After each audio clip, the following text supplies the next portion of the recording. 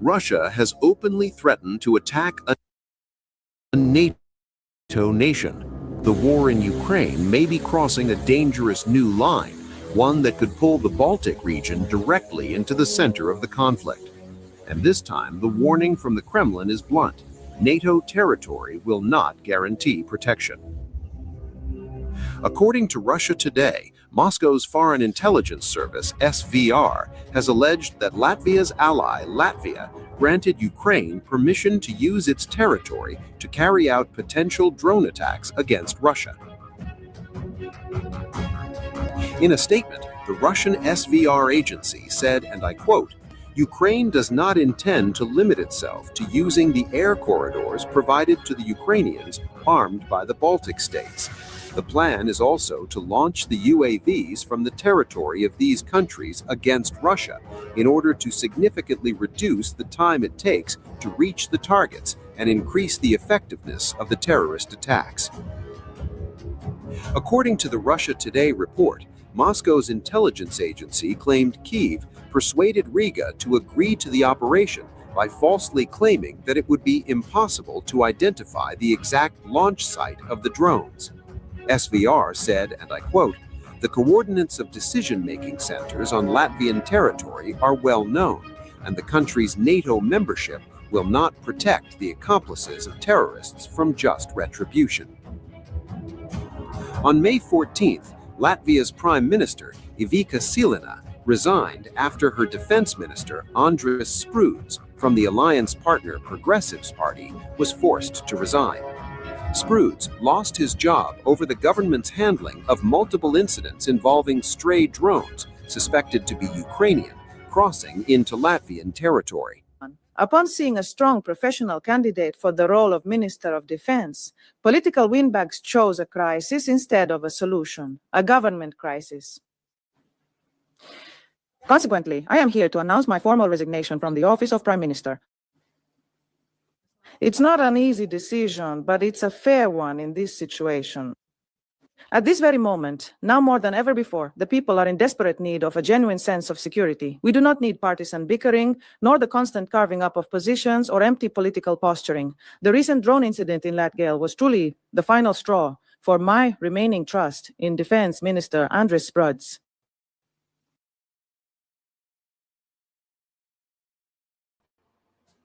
Hello, everyone. How's it going? Thank you for joining us. Just going to be me, most likely, tonight again. Sorry. Yes, that was AI-generated voice, Lance. Good to see you again. What's up, Extra Bulla? Looks like the interpreters are out of a job with AI. Just one of many professions on the chopping block, which is not a good thing. But anyway, so today I wanted to talk about the escalating tensions with Russia and NATO. It's a little bit, I'm not exactly sure what my take on it is completely yet. Tentatively, I'm starting to get a little fatigued with this constant threat of World War III around the corner that never actually happens. It's starting to make me skeptical that the degree of the threat level is at the place where they are claiming that it is. It's just a dangerous problem because this is kind of the propaganda they know will be effective, because if we try and relax and believe that they are just kind of stringing us along and not actually intending to be in conflict, to escalate into the full open conflict with each other. If you want to try and call them out on their bluff, then and it turns out that they're not bluffing, then you kind of ignored the threat of nuclear annihilation kind of thing, which is ridiculous. Okay, anyway, so let's get into a little bit of this article reading. So There's something to be said about what's called the Zelensky curse that seems to be still going on in Europe, while they're claiming that they need to Putin to step down in Russia. Turns out that there's all kinds of these prime ministers or presidents in Europe, one by one, that have been forced to step down. So the Zelensky curse strikes again. This this claim that Russia has that that the EU is actually letting Ukraine use their territory for strikes, I find it credible. The excuses that the Latvians have made here about they're trying to claim that Russia has the capability to do electronic warfare interference, and that they're claiming that Ukraine is attacking them, but then they're apparently hijacking Ukrainian drones and then crashing them in Latvian territory so that they can try and allegedly have a casus belli for World War III. I think if you want to just talk about the more plausible situation, I think it's more plausible that the EU and Ukraine, fighting a losing war, are getting more desperate and willing to take on more and more dangerous gambles.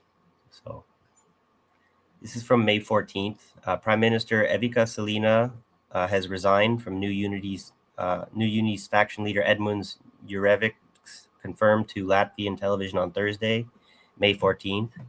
Evika Selina also announced this in a media briefing shortly after, and so we just heard some of that media briefing.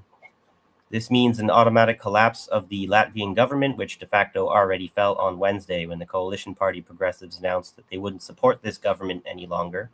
The government will continue to perform its duties until a new cabinet of ministers is approved. The president has received the prime minister's resignation letter, and on Friday, during consultations with representatives of the Saima factions at Riga Castle, a decision will be made on forming a new government as soon as possible. Yeah, Latvia's seat of parliament is literally in a castle from like the 1300s. Kind of medieval of them. At this moment, political jealousy and narrow party interests have taken precedence over responsibility. Seeing a strong candidate for the post of defense minister, political windbags have chosen a government crisis. That is why she announced her resignation. It's not an easy decision, but it's the right decision. Blah, blah, blah. As late as Wednesday evening, Interior Minister Richard Kozlovsky stated that Selina does not plan to resign. Meanwhile, Andres Suvayev's leader of the Progressives parliamentary factions stated on Thursday morning that if a vote of no confidence in Selina takes place in the Saima today, the government would fall. And so, but it was prompted more by this crisis of the resignation of the security minister. They forced him to resign for failing to do his job. So let's read this one here. Ex-defense minister admits Latvia faces security questions, but no silver bullet to stop drones. This was published on May 14th as well.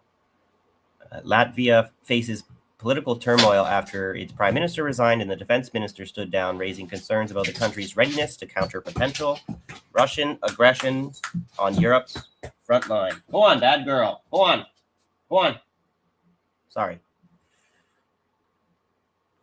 Stupid page. Latvia's former defense minister Andrejs Bruds told Euronews there is no silver bullet for stopping rogue drones, allegedly rogue drones, insisting he had been realistic about the limits of Latvia's air defense after a week of political tensions leading to the resignation of the prime minister. I've always said that it is difficult to deal with drones which have lost their trajectory, he told the Europe Today program. Spruds resigned on Sunday after Latvia's Prime Minister Evika Selina demanded he step down over a major security breach and the political firestorm that followed. Last Thursday, several drones entered Latvian airspace and crashed into the eastern Latgale region near the communities of Balvi and Ludza, close to the Russian border. One drone struck an oil storage facility, sparking a small fire. No civilians were injured, but residents complained that emergency alerts arrived nearly an hour after the incident, which is absurd. The incidents clearly demonstrated that the political leadership of the defense sector has failed to fulfill its promise of safe skies over our country, Selena said on Sunday, explaining Sproud's resignation.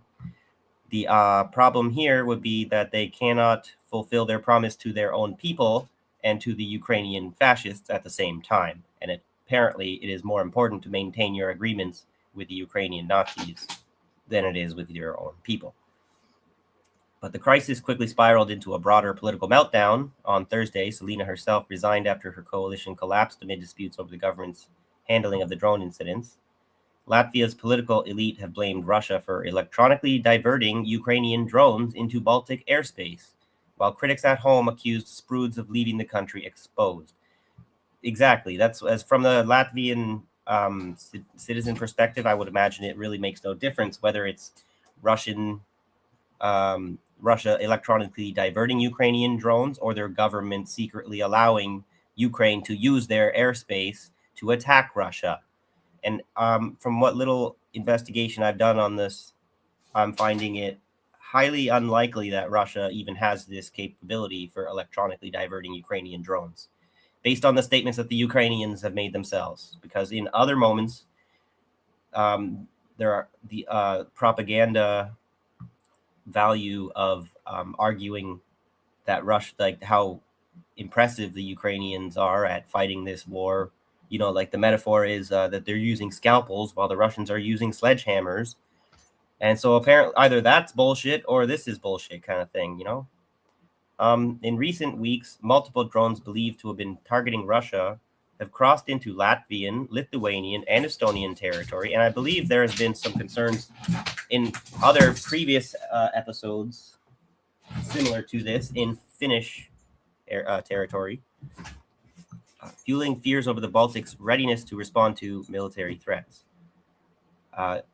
Janis Sarts, director of the NATO Strategic Communications Center of Excellence, warned on the social media platform X that Latvia had become more vulnerable to external threats amid the political turmoil.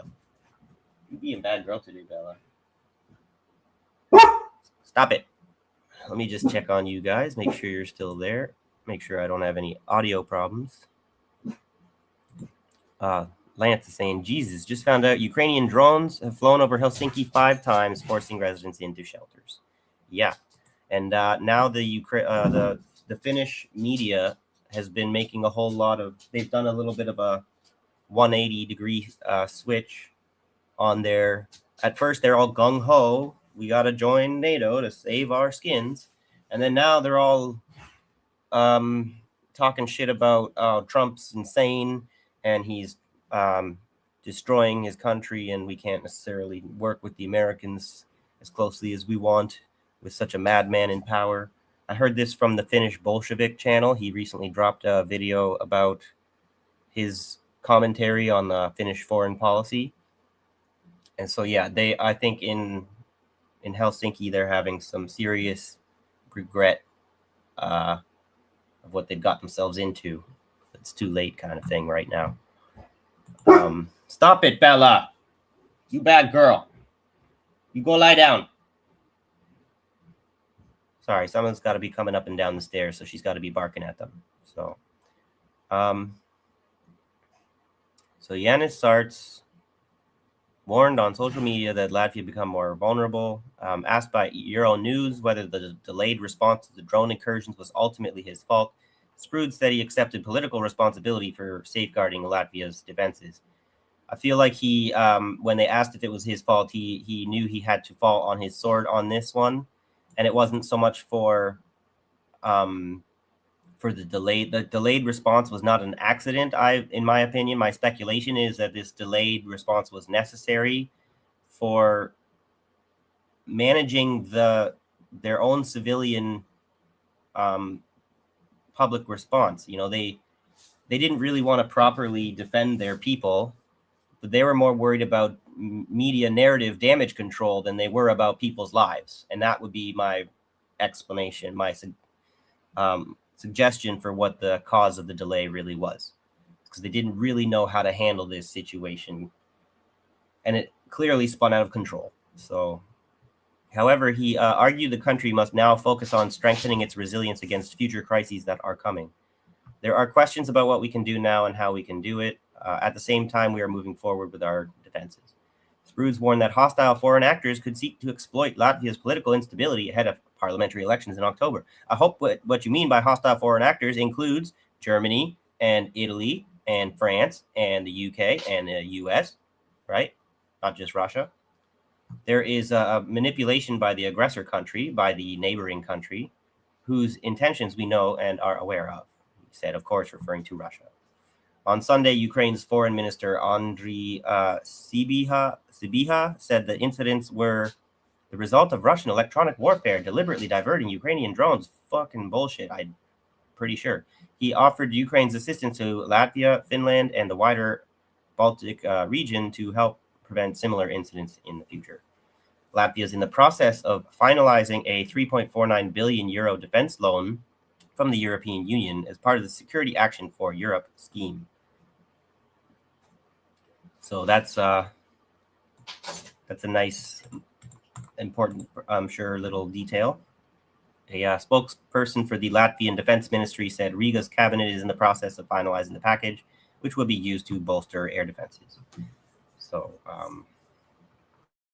that's that article there. Now let's see as to these claims about Russia's ability to electronically divert Ukraine's drones. So this is the GISreportsonline.com, and this is written by Paul Schwennessen, who is, I'm not exactly sure, but it says that he is basically like on the ground in Ukraine, learning, like doing that embedded war journalism kind of shit. So, eyewitness to war, Ukraine's do-it-yourself drones defy Russian jamming. This is from May 4th, 2026. In Ukraine's drone workshops, even the fiber optic spool's hollow core becomes vital, highlighting a strategic split, precision versus volume in jammed skies. Nothing Nazi to see here. Doesn't look Nazi at all. Just kind of quietly ignore what you see. Your eyes do not know. Anyways, that's a workshop in Ukraine's Donetsk region where fiber optic drones are both built and repaired. These drones do not rely on radio signals, making them much harder to detect or jam. So I don't really like this whatever style of article writing, so I probably won't read the whole thing. This is another installment of the series Eyewitness to War by Dr. Paul Schwennessen, who writes firsthand observations from the Ukrainian front lines. In a cluttered workshop in central Ukraine, I was handed what looked like a standard fiber optic spool for a tethered first-person view drone. The fiber was wound tightly around the spool like a fishing reel, but the technician pointed to the hollow plastic core at the center. That, he said, tapping the cavity, is now useful space. Fiber optic tethered spool drones are no longer niche. They are becoming a substantial and growing subset of munitions delivery platforms, especially in electronic warfare jammed or GPS denied airspace. Strikingly, as these platforms evolve, the spool itself has transformed from a passive attachment into viable design real estate. I'm not sure if the fiber optic tethered drones would be the ones that would have been used in this Latvian airspace. It seems kind of less likely because they're like drones with instead of wireless, they're like a drone with a gigantic wire attached to them. So I would think that they have to be deployed from Ukrainian territory, but I don't know, right? So both sides now exploit and I don't know how long the fucking cable is either, but both sides now exploit the hollow core. Russians reportedly use it as a chamber for explosive payloads, while Ukrainians are experimenting with turning it into an avionics and telemetry compartment.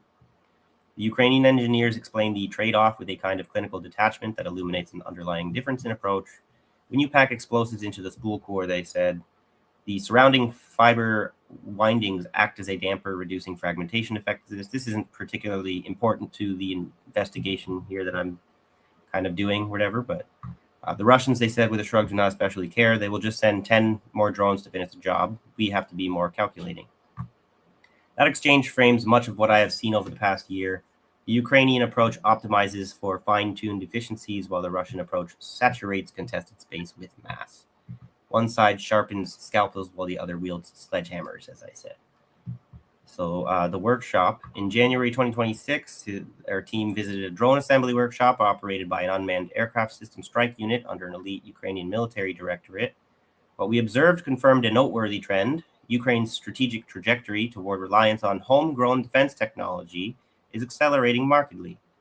Resource scarcity, funding constraints, and industrial limits force careful allocation and relentless creative iteration. Embedded engineers collaborate directly with private sector developers, and they constantly refine low-cost fiber optic and radio frequency command and control solutions for kinetic drone missions, with particular emphasis on deep strikes and frontline operations. Russia, by contrast, fields heavier or more numerous platforms at scales beyond Ukraine's ability to match. Captured hardware and intercepted communications suggest a slower innovation cycle, but once concepts are validated, they are deployed in volume. The result is not a simple quality versus quantity dichotomy, but instead a structural, even a cultural, take it with a grain of salt, that's what we're claiming, divergence in approach that imprints itself on every element of warfighting strategy. I'm not sure, blah, blah, blah. Let's skip to this. I think this is the more important part. Control links, quiet resilience. Ukrainian developed radio control systems, most notably Milellers, paired with Mil-Beta firmware, have proven remarkably resistant to Russian jamming. These indigenous adaptations of civilian ELRS and beta flight provide real-time jamming diagnostics, manual and dynamic frequency reconfiguration, redundant RF chains, automatic channel switching, and multi-receiver integration. I'm not going to pretend like I understand any of this. These are low-cost, accessible solutions built on commercial, off-the-shelf foundations. Isn't that interesting? Almost like what we were talking about, was it last week, about how they're using, like bioweapons are also some of this plausible deniability of, or use of commercial technology or capital space in order to generate their warfare technology. So while the frequency hopping architecture is designed to be predictable and can theoretically be spoofed or deceived, Russian electronic warfare appears far more effective at broadband noise jamming than in systematic spoofing. Control link interference, in other words, has not broken Ukraine's small drone ecosystem. Ukraine's countermeasures and counter-developments have adapted their small, inexpensive drone fleet to exploit gaps in the Russian jamming environment. So, video, a persistent bottleneck. Video transmission remains an acute vulnerability for both sides. Since nearly all FPV drones rely on video feeds for pilot inputs, intercepting or degrading video transmission frequencies has become a prime focus for both Russian and Ukrainian technicians, a battle fought within specific frequency bands. Russian Shtora-type jammers such as Silok, Zerkaltsi, and Cheburashka scan broad frequency ranges from elevated positions well behind the front. Analog video, with its wide bandwidth and relatively high transmission power, is easy to detect and overpower. As one engineer explained to us, Russia is not trying to seize control of the drone. Instead, it is trying to blind the pilot, filling their video feed with the dreaded snow, static blackout that degrades an attack. So that basically invalidates what the Latvian government is claiming, which is that Russia is seizing control of the drones and then crashing them in their territory to blame it on the Ukrainians, which is a pretty flimsy lie. Ukraine counters jamming not through brute force, but through clever spectral maneuvers.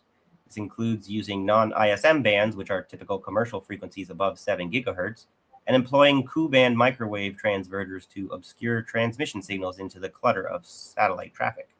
They also utilize analog repeaters that, despite some degradation trade-offs, extend the range of transmissions.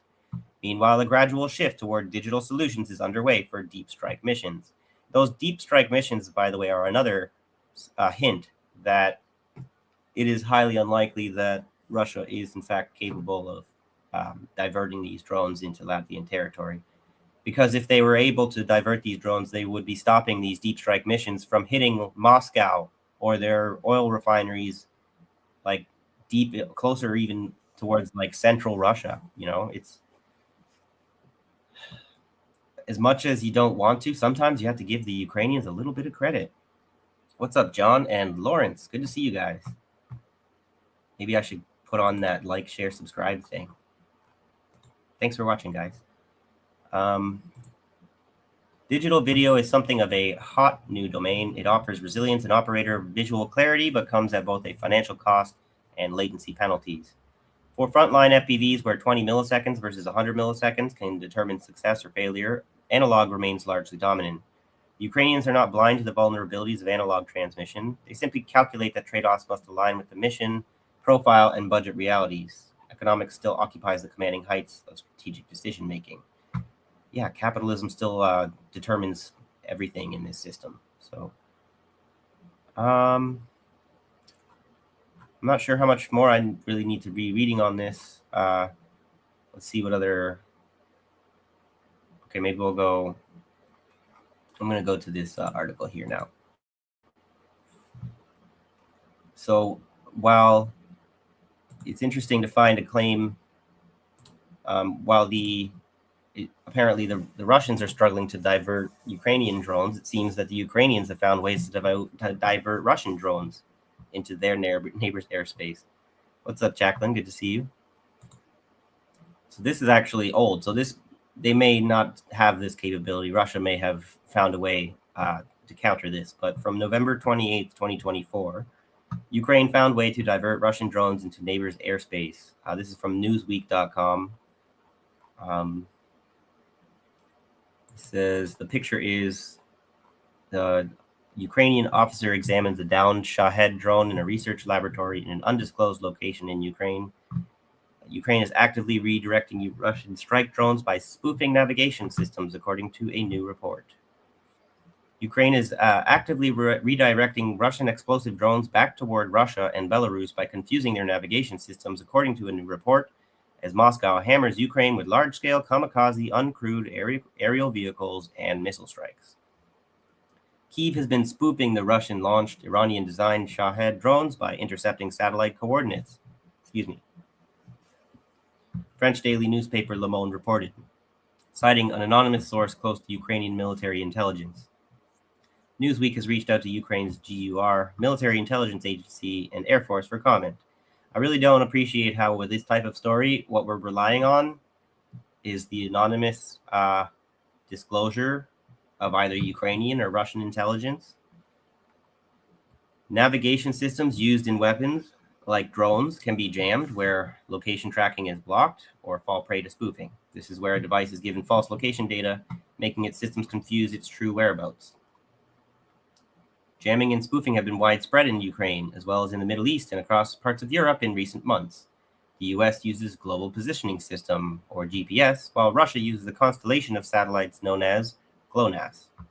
Early on Tuesday, Ukrainian President Volodymyr Zelensky, this is Tuesday from 2024, said Russia had launched a record number of strike drones at Ukraine overnight, totaling 188 explosive UAVs.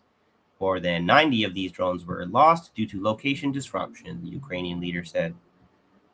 Ukraine's Air Force separately said electronic warfare had knocked 95 drones off course, with 5 UAVs flying toward key Russian ally Belarus. Belarus-based open-source intelligence outlet the Hajun Project said on Tuesday that at least 17 Russian Shahed drones had passed from Ukraine into Belarus overnight. Take all of these claims by intelligence outlets with massive grains of salt. There may have been some, but the number is always the question. 3 more Shahed drones were reported in Belarusian airspace by the Monitoring Project over the following 2 nights. Newsweek has reached out to the Belarusian Foreign Ministry via email for comment. Moscow used Belarus, perched on Ukraine's northern border and on the doorstep of NATO members Poland, Lithuania, and Latvia, as a springboard to launch its full-scale invasion of Ukraine in February 2022. Ukraine's former commander-in-chief and current ambassador to London, General Valery Zaluzhny, said last year that Ukraine had started using a nationwide electronic warfare system dubbed Pokrova, which could spoof Russian satellite navigation along the front line and elsewhere in Ukraine. Ukraine has a large cache of electronic warfare systems that can jam or spoof drone navigation and communications, military technology expert and journalist David Hamling told Newsweek. Shahed drones are relatively easy for Ukraine's air defenses, including large caliber machine guns or man-portable air defenses to shoot down. However, they are hard to detect in time as they can fly close to the ground to avoid being picked up on Ukrainian radars. So I would imagine that this issue of Ukrainian expertise in drones is also something to be concerned about when we're gonna get to it later on. But the situation in the Sahel states, you got to recognize how, while they're claiming that Ukraine has switched to more domestic, homegrown supply of drone technology, from what I recall, there was a significant amount of Turkish Bayraktar drones that were being purchased by Ukraine to be used against Russia. And then now what people are kind of, I think, maybe missing in we tend to prefer to blame France or the US as far as who's involved in Africa, in Northwest Africa in particular. But I think we need to increasingly start looking into Turkey's involvement. They've been increasing their presence in Africa significantly over the past decade or two, at least. So, and they're a part of NATO, and they have this kind of unique relationship with Russia. And so, and these tensions with Israel over Syria. So a lot of people have made this statement that when the U.S., if they are ever done, if they're through with Iran, if they manage to accomplish whatever they're achieving, whoever's next on the chopping block, that would be most likely Turkey. I'm not sure about the credibility of that claim. I wonder, because Turkey is still a member of NATO, ostensibly an ally of the West, but we see how the West treats their allies. You know, to be a friend of the United States is essentially more dangerous than being its enemy. So let's see what you're saying here, Jacqueline. These Western governments are making sure that these arms manufacturers have a steady supply of customers by making sure that the governments of as many countries as possible are convinced that they are under threat of war. It is very much fear-mongering. They're trying to make us live in perpetual panic. Is Burkina Faso making their own drones? I'm not sure. I would imagine they would. They would probably be trying to. I'm not sure if they have the resources to fully become self-sufficient in that area. But if I were running the show over there, that would be one of my goals. I'm convinced that it's because of all the wars and genocides going on that the UK hasn't had a summer since 2022, ever since we've had the hottest day in the UK on record. Oh, interesting. You're having a lot of cold weather in the UK? It is a little hard to follow everything that's happening with the climate. It's something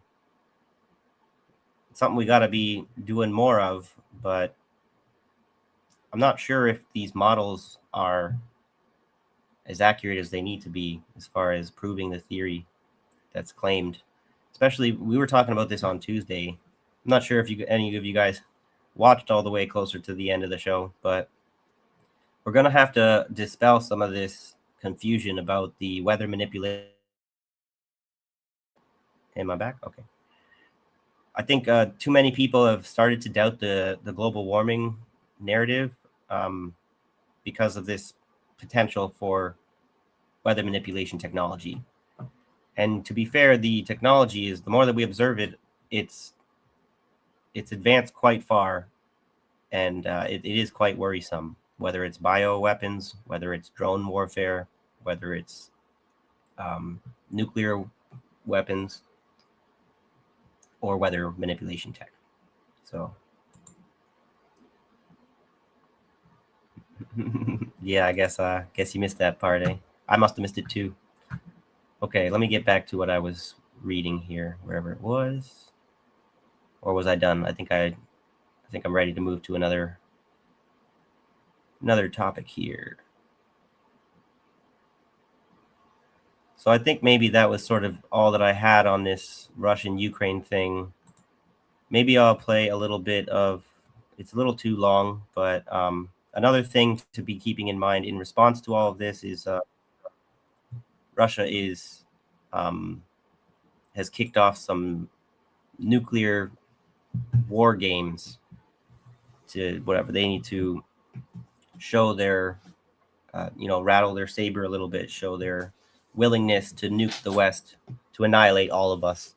So we should probably not ignore that. But I find it a little bit absurd that they're doing war games while waging a war.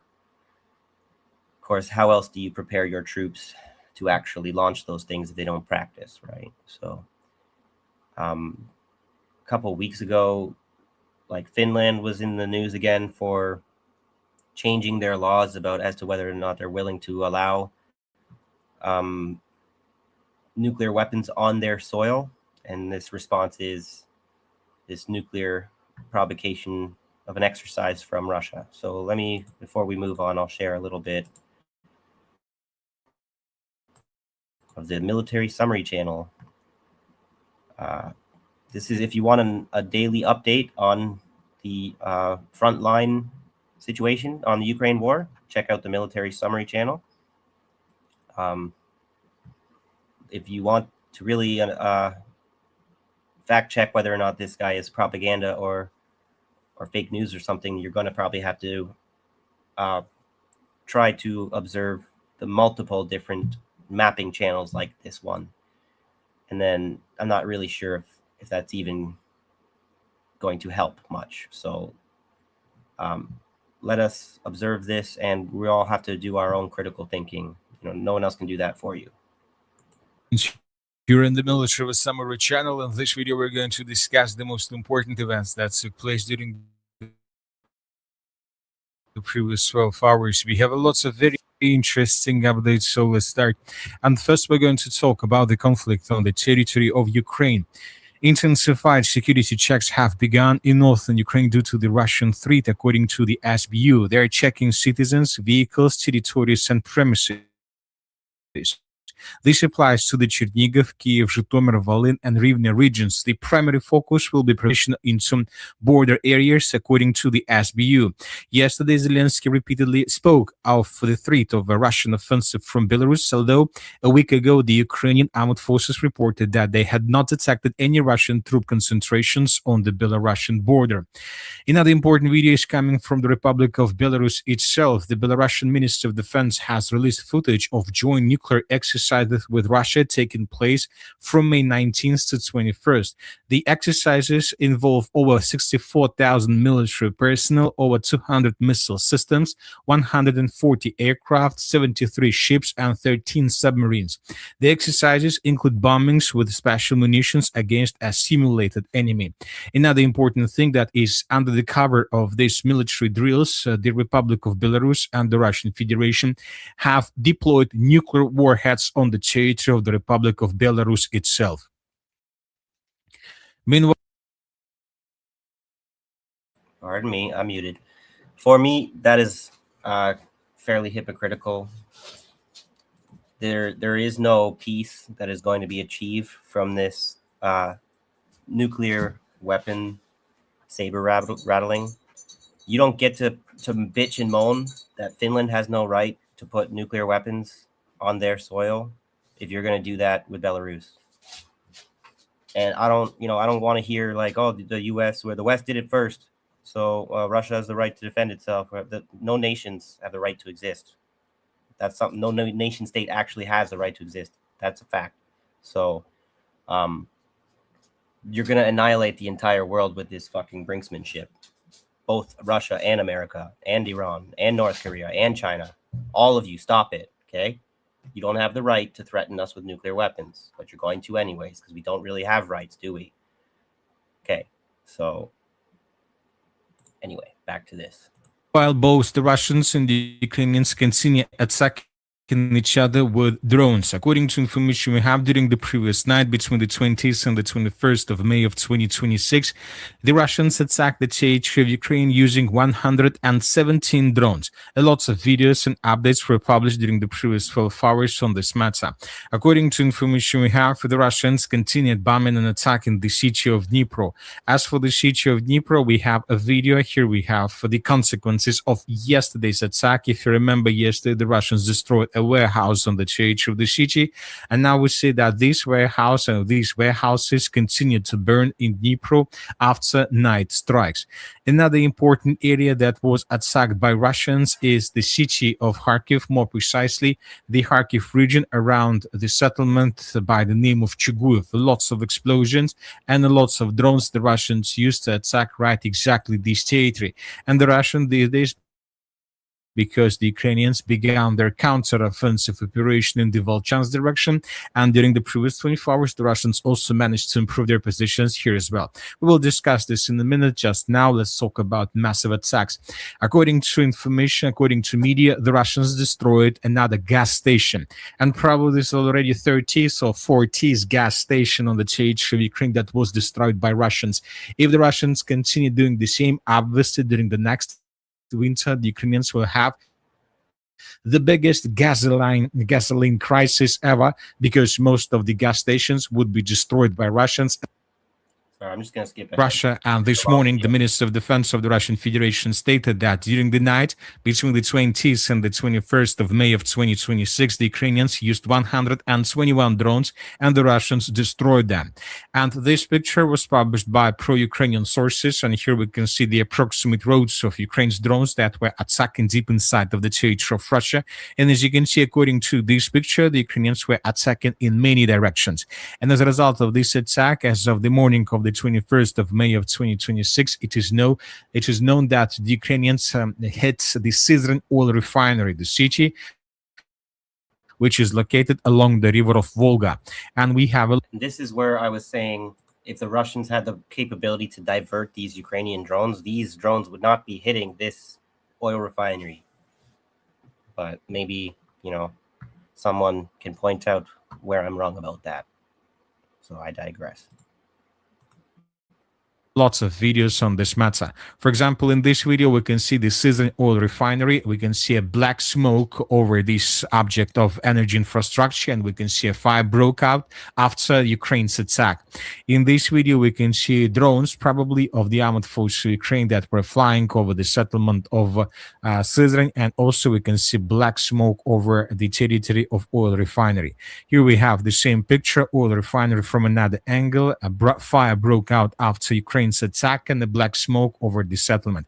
So as a result of this attack, we can see that this oil refinery probably wasn't destroyed completely, but was damaged. And this is probably every single day we receive another video how Ukrainians attack this or that oil refinery through the entire territory of the Russian Federation.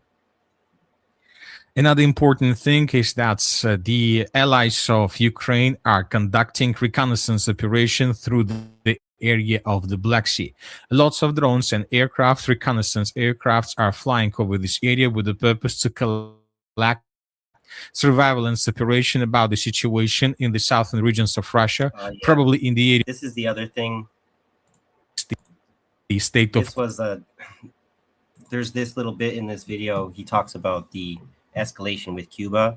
I didn't choose this for the topic to discuss today, but this is also probably just as important, if not more important, to talk about than what I've chosen to talk about today. I just had more, I guess, a little more focus and research already done on this other topic that I've chosen, as opposed to, I haven't had my focus on Cuba as much lately. So not that I think we need to have our focus on Cuba as well, but I don't think there's anything that I can do to help anyone in this situation. I will say this indictment that they're doing for Raul Castro is very bullshit. They're looking to recreate this kidnapping of Maduro potentially. So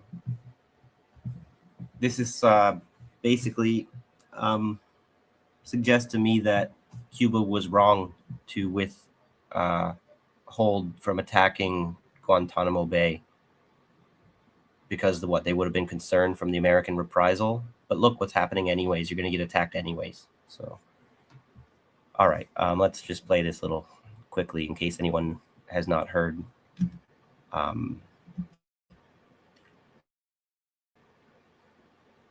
The news about we have the United States of America is preparing itself before the beginning of another operation, but this time in the Caribbean Sea against the state of Cuba.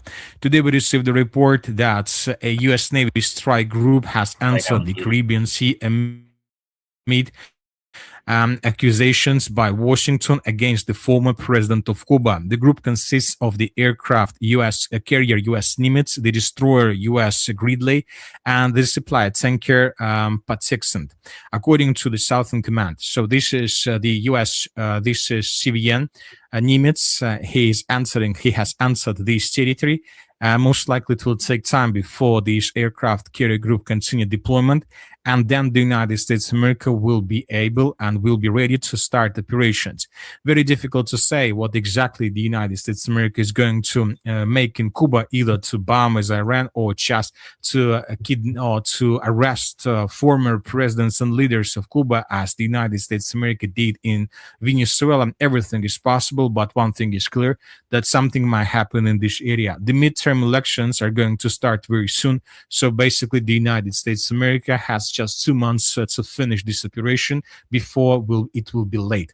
Meanwhile, the Iranians continue strengthening their positions in the Strait of Hormuz. Today, according to information we have, Iran's newly announced Persian Gulf Strait Authority says it has established a controlled maritime zone in the Strait of Hormuz, and as you can see, this maritime zone is much bigger in comparison with the zone that we used to see a month ago. Now the Iranians control not just their own waters, but also all waters of Oman and United Arab Emirates, including ports like Fujairah. And this is a very important situation, which means that now the export of the United Arab Emirates solely depends just on the position of the Iranian side. And as you can see, the United States of America are not able to do anything with this. I really hope the UAE does not see it through to the other side of this war. If the only thing that comes out of this is that the UAE stops to exist instead of Israel, I'll accept that at least. Now, the important thing that during the previous 12 hours, the U.S. Army Central Command reported that U.S. forces detained an Iranian oil tanker in the Gulf of Oman today. The tanker was attempting to bridge the U.S. blockade of Iran. After inspection, the tanker was released and ordered to change course. So meanwhile, we see that at the same time, the United States of America continues saving their blockade of the Gulf of Oman without any chances for the Iranians to break through this area, but according to different sources, the Iranians sometimes have possibilities to find a solution for this situation. Another important Okay, so I think that's good enough for that. I don't mean to be typing any content or anything like that. I just thought those were some important updates to share with you guys. Had you not heard the news, I'm sure you guys have, though, considering you're watching this show. So let's move along here to the empty Western condemnation of the Polisario. I think I see a lot of independent media, the socialist, communist supporters of the Sahel Alliance. I'm worried that they're missing some rather important contradictions that are deepening, if anything. The Sahel has done I think a very bad miscalculation as far as choosing to not to support the Polisario Front. I'm sure there's a lot of different ethnic tensions, and maybe the Polisario has more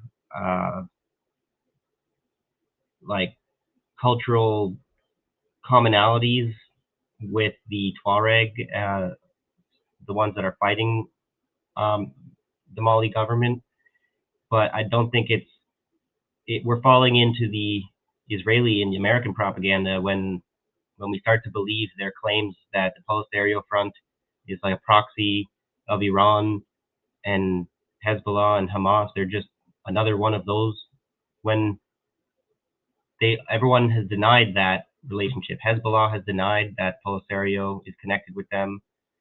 And then I think we've seen a concerning situation of, because it seems the Hell States need access to the sea, they're willing to make a deal with the devil with Morocco, which is, if we know enough about Morocco, you recognize Morocco is very friendly with Israel and the US and the EU. And so I don't think it really passes the smell test when the Sahel states claim that they're going to be at war with France and then become friendly with Morocco, when France and Morocco are becoming more friendly now than ever. I think we all need to pay attention. I think we're being duped here. If the Sahel states are truly revolutionary, truly anti-imperialist, they have to prove it objectively, materially, on the ground. They cannot just claim to be revolutionary, like to deserve our support, when they seized power undemocratically in what, like this, like, is it called the coup belt, right? It's not necessarily known to be a successful strategy when the government of Mali has been couped like a million times. Why is this one the one that's going to actually work? You know what I mean? But let me get to my sources here rather than just bloviate. I guess that's the word of the week. So I think here, yeah, this is the one I think.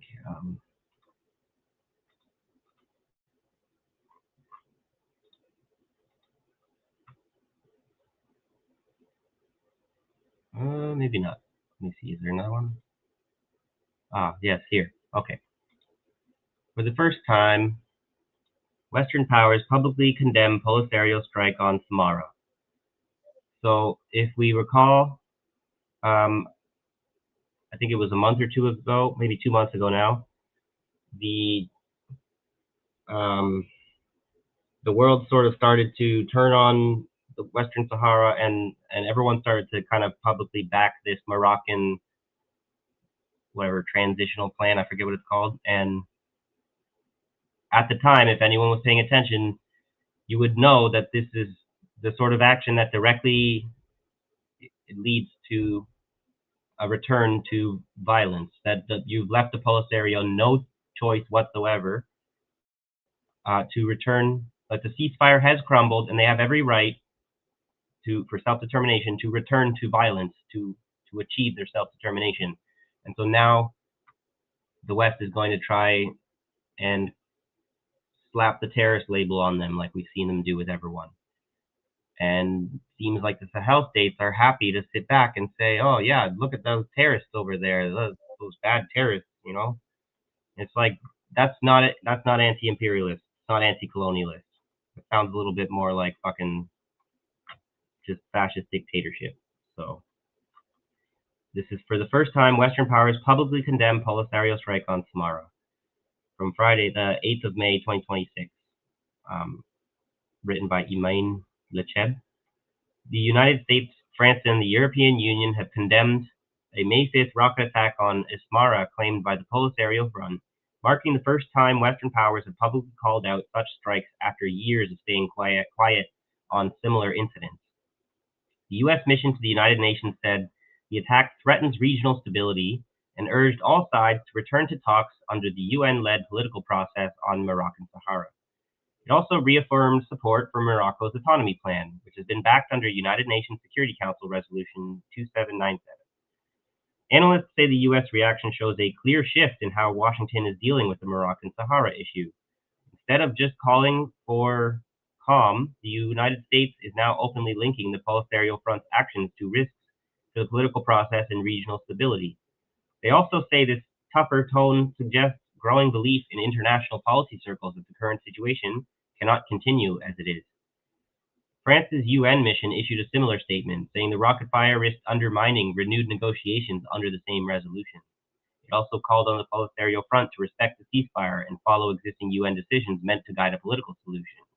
This is where I'm thinking if the Sahel alliance is truly as against France as they think that they are or claim to be, then they should be in full solidarity with the Polisario front here, because that is who France is against. So enemy of my enemy and all that. EU ambassador to Morocco, Dimiter Zanchev, also spoke out on X, saying the recent attack on Samara should be condemned. Now is not the time for escalation, but for negotiation. No, now is the time for escalation because you decided not to allow the referendum that would have been the easy solution 30 years ago. You decided to refuse and stymie negotiations for fucking more than 30 years. So the time is now for escalation, motherfuckers. So as per UNSC Resolution 2797 or wherever, taking as a basis Morocco's autonomy plan, not transition, wherever, autonomy plan with a view to achieving a just, lasting, and mutually acceptable solution consistent with the UN Charter. If you wanted an acceptable solution consistent with the UN Charter, you would not have sabotaged the referendum that they could have had at least 30 years ago. The May 5th attack injured at least one woman. According to local reports, 2 projectiles landed near the city's prison and a third fell behind the cemetery. The Polisario Front claimed responsibility. The public condemnation stands out because similar incidents in the past drew little to no reaction from Washington, Paris, or Brussels. Because I guess it's not terrorism until you feel you find a reason to make it out to be. In October 2023, rockets struck Asmara, killing 1 person and injuring 3 others in residential areas. No Western government issued a formal statement at the time, even as the Polisario claimed the attack. Earlier incidents also went largely unaddressed. In May 2020, a rocket attempt failed and caused no damage. In June 2025, shells again landed in the city without casualties. Despite repeated calls for Sahrawi civil society groups urging UN action, so these repeated calls from so-called Sahrawi civil society groups, those would be the Moroccan controlled opposition civil society groups that are like we see all over the world, the diaspora communities that ask for their own people to be slaughtered and their own territory, their own sovereignty to be annexed. That's the kind of so-called civil society group urging the UN to act. Just so we're clear on that one. Okay.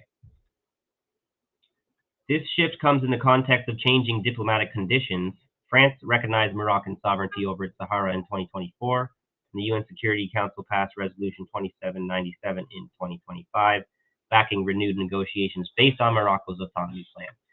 The UN Security Council, including Russia and China, has proven itself to be utterly useless, if not completely counterproductive, and we cannot continue to behave as if their authority is legitimate, because it is not. They have themselves decided to delegitimize their own authority by refusing to uphold their own statutes, okay? At the same time, Western governments have become increasingly wary of regional alignments involving Algeria and South Africa, both of which support the Polisario Front, which is interesting that South Africa is being thrown in there. So let me see. So something that's interesting here is John Bolton, of all people, seems to be trying to be acting like the voice of reason. But as little respect as I have for John Bolton, and as much as I don't trust him as far as I can throw him, find it potentially an important thing here that he is this. While they're in the process of trying to gaslight everybody over this, he is maybe an important dissenting voice that gives away the kind of what's happening here. You know, the fact that he is this neocon as opposed to some kind of Marxist is maybe more valuable in this particular instance than if someone like me comes out and tells you that that they have this right to self-determination. People like us are ignored all the time, whatever. But when it comes from the enemy's camp, you know, from the horse's mouth. So from Washington, May 20, 2026, In an interview with the program Hora America on Spain's Exterior Radio, former U.S. National Security Advisor John Bolton criticized the Trump administration's recognition of Moroccan sovereignty over Western Sahara, describing the decision as a mistake. I wonder what they fucking did to him to piss him off so much. I don't really, do you guys remember what happened? Wasn't Bolton like a part of the Trump administration? Was it like in the first Trump administration, and then he quickly got booted? And I'm not sure exactly what that was all about, but if you guys could if you remember, if you could let me know, that would be good. So he called for a return to the 1991 United Nations plan and for the organization of a referendum on self-determination for the Sahrawi people. Bolton stated that the matter is very simple. People should be allowed to vote and choose what they want. He rejected attempts by some Republican circles to classify the Polisario Front as a terrorist organization, stressing that he had dealt with the movement for 35 years and had never seen any indication of terrorism or links to Iran or Islamist movements. He concluded by affirming that the Western Sahara issue is not over and that the Sahrawi people have the right to self-determination. Well, a broken clock is right once or twice a day. Bolton added that Morocco cannot replace Spain in its strategic role in the Mediterranean region, emphasizing that Spain has always been an important Atlantic power. So that's a little bit interesting. Is he trying to sabotage Moroccan influence in the region in favor of fucking Spanish neo-colonial aspirations? Let me see.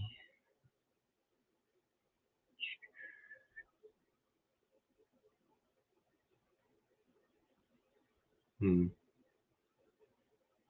not sure which one to go with. Oh, yes. Since we're on John Bolton, I also want to point out they didn't see any sign of Marxist jihadists in the area. So this is a little interview that he does, but the transcript is pretty garbage. It must be like AI translated, but basically it's interesting because like the boogeymen have been the communists and the Islamic extremists for the longest time, and John Bolton basically saying, I didn't see any sign of Marxists. The war started again in 2020 from the El Gurgurat problem on the international border, and now we see, for example, a big effort of diplomacy from Morocco and his lobbies in European countries like Spain or the European Union to talk about this, to avoid the referendum and make this autonomous plan. But at the same time, they're doing this to try to support the vision of the Polisario as a terrorist group. Excuse me. And they try to make links with Iran, with Hezbollah, and even Al-Qaeda and other terrorist groups. And I see in the United States two congressmen, Mr. Wilson from the Republican Party and Mr. Panetta from the Democrat Party, making a petition to put Polisario on the terrorist group list. That would be a bipartisan thing, eh? Not just the Trump administration getting away with all the evil. What is your opinion about this? In what way are we watching this conflict? John Bolton's answer, well, I don't think that resolution will go anywhere. I don't think it really has much support, although it's not an issue that is familiar to many people, so they may try to kind of get it through without.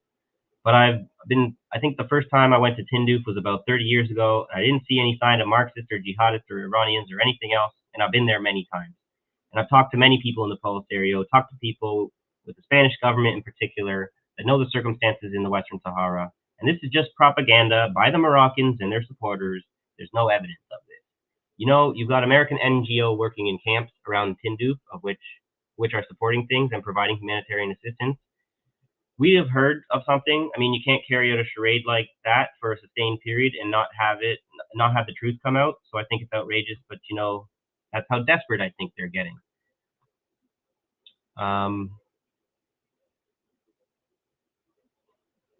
So I'm just going to, let's see. I'll find another, let's go to this, the Hezbollah's denial.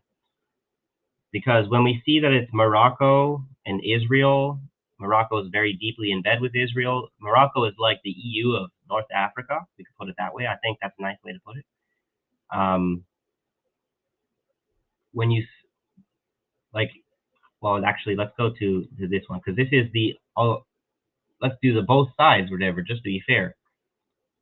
The Middle East Forum, this seems to be like fucking CIA outlet, or Israeli Moroccan pro Moroccan kind of nonsense. So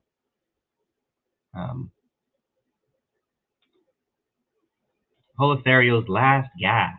Algeria's Iranian ally is gone. This would be the narrative that they really want us all to consume. So the Polisario's collapse is now accelerating in real time. Source. Its traditional patrons are vanishing from March 9th, 2026. The bunker that once housed Ayatollah Khamenei is rubble. Iran's ballistic missile array, the crown jewel of the mullahs, lies shattered after Israel's precision strikes. In Tehran, the regime that vowed to export its revolution across the region is now begging for survival. You keep telling yourself that, you fucking morons. And thousands of miles west, in the blistering dunes of the Western Sahara, another remnant of that same Iranian axis is gasping its final breath. The Polisario Front is a separatist militia founded in 1973 as the Popular Front for the Liberation of Sagua, El Hamra, and Rio de Oro. Backed from day one by Algeria, it has waged a low-level war against Morocco, claiming to represent the Sahrawi people, while in reality serving as a proxy to keep the region unstable. You see how they represent a people's right to self-determination.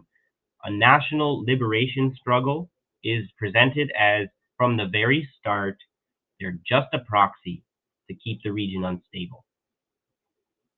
These fucking neo-colonizers, they have no scruples.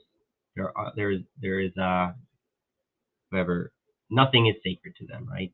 There is nothing they are willing, no limit to how far they're willing to go. For decades, Algiers funneled cash, weapons, and diplomatic oxygen to the group. IRGC trained its fighters and coordinated logistics through the same global terror pipeline that armed Hezbollah and Hamas. They just make a statement with no proof whatsoever. The objective was never self-determination. It was to bleed a pro-Western monarchy, sabotage the Abraham Accords, and turn North Africa into a permanent forward base for jihad. And apparently that strategy died the moment Israel turned Khomeini's bunker into dust. So I don't really want to read much more of this. The Polisario's collapse, now accelerating in real time. Traditional patrons are vanishing. Cuba and Venezuela are economic basket cases. So the implication is that Cuba and Venezuela were also propping up the Polisario. South Africa's ANC is too busy with domestic scandals to keep writing checks. Even the United Nations, once a reliable rubber stamp for Algiers, coming from the motherfucking Zionists, whoever, who the UN rubber stamped the existence of Israel and is the main reason why it still exists today, fuck you, has watched multiple resolutions quietly tilt toward Morocco's autonomy plan. The February 2026 Madrid talks, convened under direct American pressure, forced Algeria, Polisario, and Morocco into the same room. The message was blunt: the colonial-era border fantasy is finished. Wow. All right, that's enough. So, in case you need to see it for yourself, Hezbollah denies Morocco's claims of its ties with Polisario Front. This is old, though. It's from May 29, 2018. In case you missed Nasrallah, rest in peace. We don't support the Polisario Front either financially or militarily, the Secretary General of Lebanon's Hezbollah, Hassan Nasrallah, has said. We do not have relations with the Polisario Front, Nasrallah said in an event on Friday marking Lebanon's Resistance and Liberation Day. Morocco presented no proof of the Polisario-Hezbollah collusion, he added, stressing that the justifications it presented to sever its relations with Iran were groundless. The evidences presented earlier by the Moroccan Foreign Minister Nasser Bourita were unfounded, Nasrallah said. On the 1st of May, Morocco cut diplomatic ties with Iran in 2018, accusing Tehran and Hezbollah, Iran's ally, of supporting the Polisario by training and arming its fighters via the Iranian embassy in Algeria to target national security and supreme interests of Saudi Arabia. Polisario Front is a liberation movement which aims to end Morocco's presence in the Western Sahara, which is their very everyday right. So, let's see. My point is we have to kind of recognize China and Russia and the Sahel, they're not really on the right side of this. But China and Russia are kind of trying to be quiet and sneaky about it. They don't really want maybe us to be exposing them on this. And if you want to call yourself Marxist-Leninist, you know, the vanguard of the communist revolution and the hope of communists around the world, I cannot stand by and watch you backstab people like the Polisario, the Sahrawi people, and then you get to sit there and claim that you are truly revolutionary and truly Marxist-Leninist. You don't get to have it both ways, all right? I'm going to take this one seriously, where I may have to die on this hill, right? I'm already not really in the movement anyways, as far as so many people are concerned. But if you have to keep me out so you can keep your opportunistic bros in, whatever, who are just going to be talking about multipolarity and Russia and China are the future, whatever, and you're going to ignore how they're not supporting the struggle against neocolonialism, and they're not actually anti-imperialist, then you have lost your goddamn mind, and I'm going to try and help you see that. And if you want to fucking condemn me for it, then fuck you too. Okay? All right. From neutrality to strategic ambiguity, China and the Western Sahara conflict. May 7th, 2026. Iman Ezehouani, Bianca Pasquier, and Amanda Chen. For decades, China has maintained a position, let me make that a little bit bigger, maintain a position of cautious neutrality on the Western Sahara conflict, balancing its relations with both Morocco and Algeria while supporting UN-led processes. Yet the territorial dispute has become embedded within great power rivalry, a trend accelerated by the disruptions precipitated by the Iran war, as global actors view the mineral-rich region through the prism of geoeconomic competition and strategic connectivity. As the United States seeks to preserve influence along the Atlantic corridor by encouraging a rapprochement between Rabat and Algiers, China has simultaneously come to view the region as a pillar of its long-term energy strategy, one that hinges upon a predictable and stable security environment. You think that the fucking Western Sahara, the Sahel, is a predictable and stable security environment? That's pretty fucking funny. These dynamics and the rapid expansion of Sino-Moroccan relations in recent years, kind of mirroring the rapid expansion of Sino-Israeli relations in recent years, have raised questions over whether Beijing may be adopting a calibrated ambiguity compatible with Morocco's autonomy plan, allowing China to safeguard its strategic interests without incurring meaningful political costs. I think you are incurring meaningful political costs. You're just being very fucking good at being spin doctors, motherfuckers. Against this backdrop, this China-Med observer examines the evolution of China's position on Western Sahara and the growing tension between diplomatic neutrality, geoeconomics, and geopolitical competition in the Maghreb. More broadly, this issue continues our ongoing series exploring China's approach toward frozen and under-examined conflicts in the Mediterranean region. Libya, by the way, I think is going to be heating up again soon. We might want to be checking in on them. A brief history of the conflict. I don't know if we want to be going over this so much, but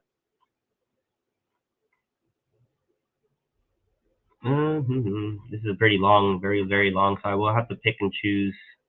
I'm going to go with this one, this paragraph, because I don't want to relitigate. I've done other episodes already. If you want to go back and check out our content, we have talked about this Western Sahara issue before, and so I don't want to just repeat the history from 1975, because the point of talking about this is because there are developments happening now that we need to understand. China's evolving position on Western Sahara. From early revolutionism to diplomatic neutrality, Beijing has historically adopted a position of diplomatic neutrality toward the Western Sahara conflict, refraining from explicitly taking sides between Rabat and the Algiers-backed Polisario, consistently declining to recognize either claim, which has already been kind of a cowardly thing, you might say. Beijing had historically adopted a position supporting the Palestinians, and so when they're trying to treat the Polisario's right to self-determination as some extremely different kind of particular self-determination, that doesn't make much sense to me. You know, either they both have the right to self-determination or neither of them do, or none of us do. That would be the thing that's kind of quietly being reinforced with this support for the Moroccan autonomy plan, is that at the end of the day, peoples don't actually have the right of self-determination. That is the legal precedent being set with this issue. So as much as we care about the situation in Palestine, as much as we care about the situation in Ukraine, this situation is also extremely dangerous for the legal precedents at play. So, and the people that are, you know, deserve to have their home, whatever, belong to them, and like they're actually displaced from their homes, right? Like the fucking Moroccans, they did this great big, I think it's called the Green March, and there's like 300,000 settler colonizers from Morocco went into Western Sahara, and they're just trying to whatever force the decision in their favor by occupying the land for long enough that it's determined that it belongs to them because they're on it. That's all. Sounds like a fucking Israeli plot to me. So, yet this may appear odd when considering that in early years since its foundation, China had supported anti-colonial struggles, that's what I'm fucking saying, and national liberation movements in third world countries through arms transfers and by training foreign fighters with its People's Liberation Army. So what is it about the Sahrawi people that they deserve to be left in the cold? Maybe I'm missing something, okay? For instance, China had not only supported Algeria's provisional government since 1958, but also supplied it with weapons in its war of independence against France. Yet this kind of military and political assistance was not offered to the Algiers-backed Polisario front. Beijing's differing approach toward the Algerian decolonization movement and the SADR were a result of a profound shift in its foreign policy in the 1970s. It all comes back to Deng Xiaoping. Ha! Pretty fucking funny, isn't that? This goddamn neoliberal reform and opening up, or whatever, technocratic revolution in China. Very much the fucking moment that I'm beginning to become concerned with when Marxism-Leninism died in China. Mao was concerned about letting Deng Xiaoping into power, right? And I think he's been kind of fucking validated with the course of events. But, you know, go ahead and please politically, or whatever, socially murder me for disagreeing with you, right? When the Western Sahara War broke out in 1975, Beijing had just regained its seat at the UN Security Council and was adjusting its role within the international system from that of a revisionist challenger to that of a normative player. In this context, Wu Wanjun from Sun Yat-sen University and Pedro Sobral from Zhejiang Yuxiu University of Foreign Languages interpreted Beijing's non-interference policy toward Western Sahara as a result of this pragmatic shift, aiming at maximizing Chinese economic interests in North Africa while balancing relations with both Morocco and Algeria. I want to remind you all that after this shift in 1975, this was when China basically embraced eugenics. This was when China implemented the one-child policy. And so if you want to understand that probably still have a eugenic mindset today, that would be a factor in their calculations about who does and does not deserve freedom, who does and does not deserve life. Because when you determine that they do not have the right to self-determination, you set them on the path for war intentionally, because you know that they're not just going to give up their fight for independence. You did not, did you not? Fucking China? Okay, so as a consequence, despite the Polisario's self-identification as a national liberation movement, China did not extend the same level of ideological and material support it had previously provided to other national liberation movements. Moreover, Wu and Sobral argued that perceived similarities between Taiwan and Western Sahara as separatist regions supported by foreign powers may have consolidated a consensus between Beijing and Rabat, where both sides remain neutral and do not interfere in each other's domestic issues. Well, that's actually pretty fucking ironic that they decided that they see Western Sahara as an African Taiwan. But what did you guys just do just recently, China? You went and shook hands with the KMT Taiwanese, right? I think that's That's the quiet part out loud right there. In spite of China's position of diplomatic neutrality and support for MINURSO's mandate by providing peacekeeping personnel to the mission, Moroccan, Algerian, and Sahrawi commentators have interpreted Beijing's stance as a form of veiled support for either claim. In this regard, Fadua Amari from Hassan II University in Casablanca and Rita Liamouri from the Policy Center for the New South have noted that Polisario representatives were excluded from the 2024 Forum on China-Africa Cooperation, despite their African Union membership. That sounds like a pretty politically motivated decision. In their view, participation in these summits is structured around China's diplomatic recognition policy, which excludes the SADR as a legitimate government of a sovereign state. Fuck you, motherfuckers, with you. You guys are the ones who like to champion sovereignty is so important. But I guess it's arbitrary how you fucking apply it, isn't it? Atalayar, a Spanish-based publication focused on Maghreb, Europe relations, went as far as suggesting that by excluding the Polisario, this China-Africa summit clearly supported Morocco's territorial integrity. You guys are in bed with Israel. Fuck you. These comments did not go unnoticed, spurring reactions from the Algerian and the Sahrawi press. Writing for the Algerian channel AL24 News, Latifa Ferial Naili critiqued Moroccan media's falsely claimed victory by clarifying that the SADR has never participated in FOCAC due to it being a bilateral mechanism between China and select African countries, and not a multilateral event involving the entirety of the African Union. For its part, the Sahara press responded to the perceived Moroccan media campaign by emphasizing that China has constant and unwavering positions on the issue of decolonization in Western Sahara. Oh, you do you? Reflected in the statements of representatives of this country at the United Nations, particularly in the Security Council, as well as in the communiques issued by the Chinese authorities on many occasions. Particularly in the Security Council, where you abstained. An abstention is often a betrayal. This divergence in interpretations raises the broader question about the extent to which China's professed neutrality may be masking a more calibrated form of managed strategic ambiguity. Deepening Sino-Moroccan relations, a test for Beijing's neutrality. You know, I want to remind you, you kind of deserved your hypocrisy, the karma that you get from it, because this is exactly why BRICS is a dead letter. You know, it's completely falling apart.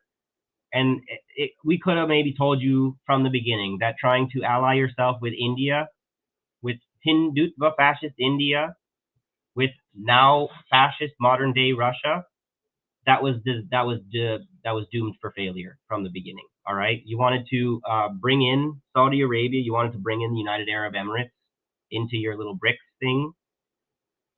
Where's your fucking communist common sense? Jesus. Okay. I tend to get angry, I guess, without Abby. I kind of need her to keep me from saying some shit maybe put myself in some hot water for, but whatever.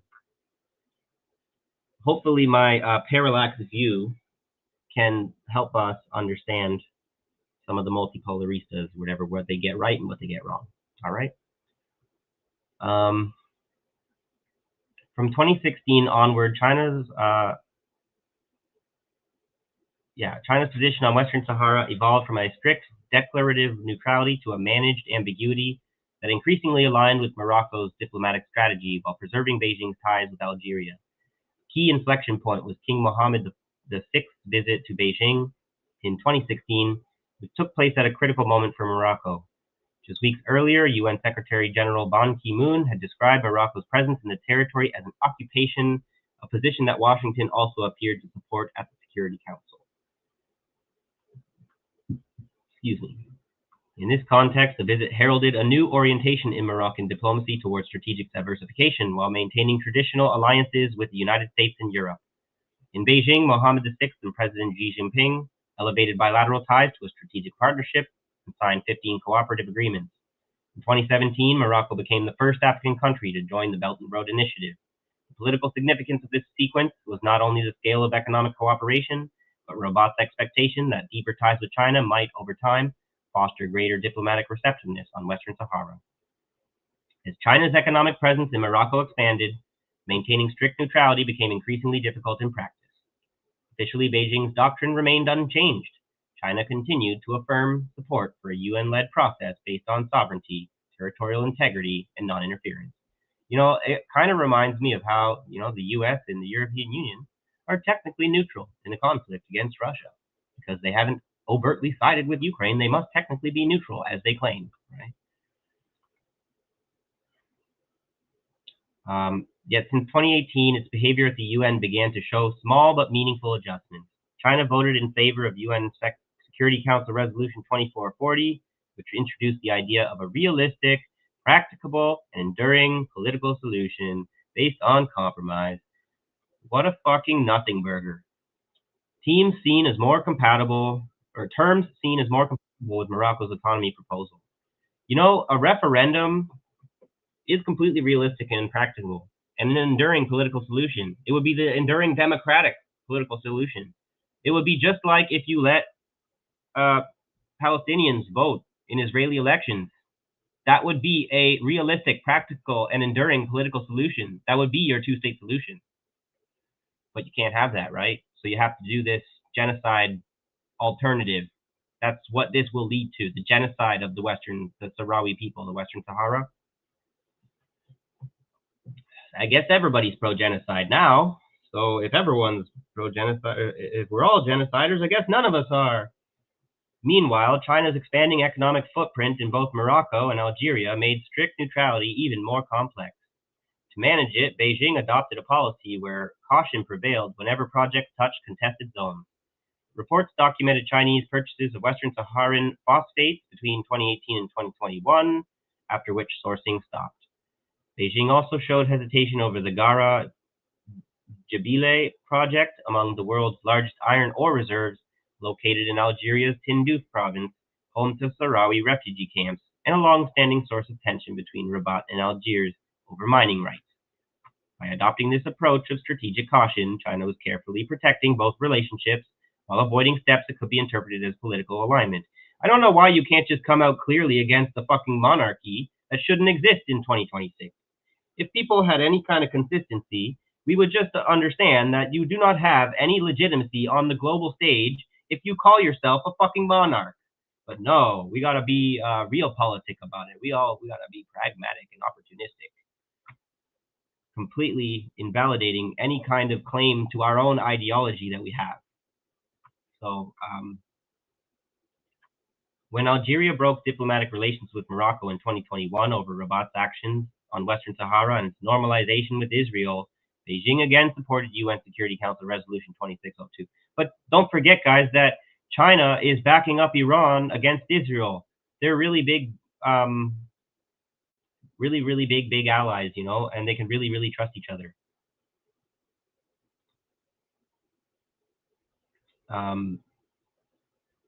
So while the vote was not a formal endorsement of Rabat's claims, it nevertheless reflected Beijing's transition toward a more flexible and pragmatic neutrality.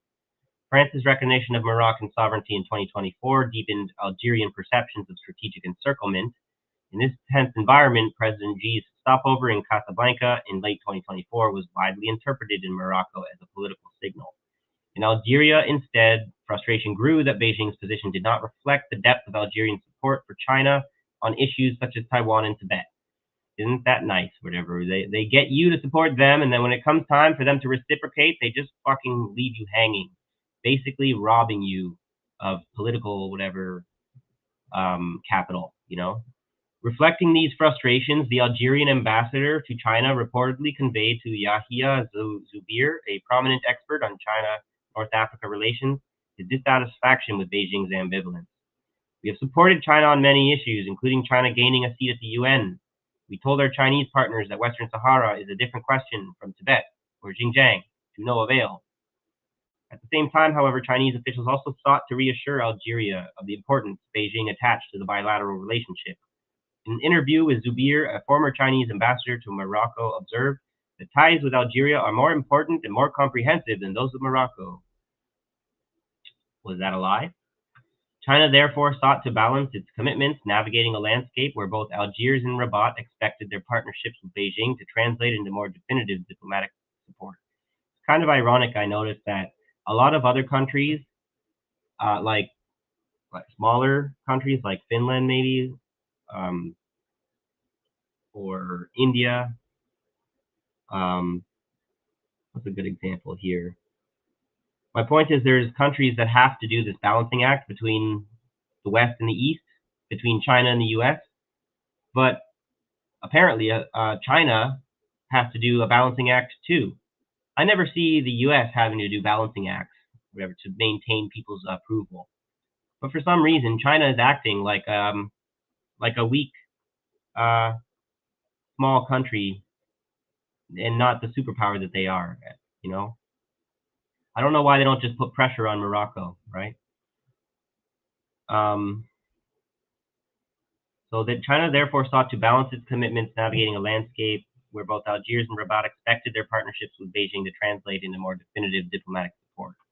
This careful behavior became especially visible on October 31st, 2025, when China abstained on UN Security Council Resolution 2797, which endorsed Morocco's 2007 autonomy proposal as a framework for resolving the conflict. Why didn't you veto that, China? Fu Kong, China's UN representative, justified the abstention by citing imbalances in the draft, but Moroccan observers saw it as a diplomatic success. China neither opposed the text nor shielded Algeria's preferences. Neutrality had not disappeared, but had become more flexible and strategically calibrated. And what is that? Oh, you can't be neutral on a moving train. But I guess China can, so if China can be neutral, don't ask me to pick a side, because I can be neutral on a moving train too, guys.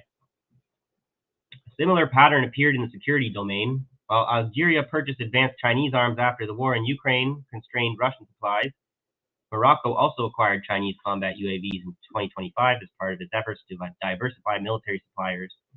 Even reports of Polisario members using commercially available Chinese drones illustrate how China's technological footprint reaches all sides without translating into political alignment.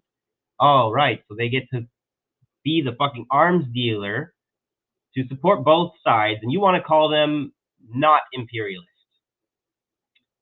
Taken together, developments since 2016 reveal a real evolution. By moving beyond mere declarative neutrality, China has adopted a policy of managed ambiguity, calibrated stance where its investments, diplomatic behavior, and cautious silence shape an environment increasingly compatible with Morocco's autonomy narrative, while still preserving the balance necessary to maintain its partnership with Algeria. Ultimately, this approach allows Beijing to influence the regional order to suit its interests without assuming the political costs or risks of a formal alignment. Okay, that was a bit long. Sorry, you guys. I hope that was a valuable article to read.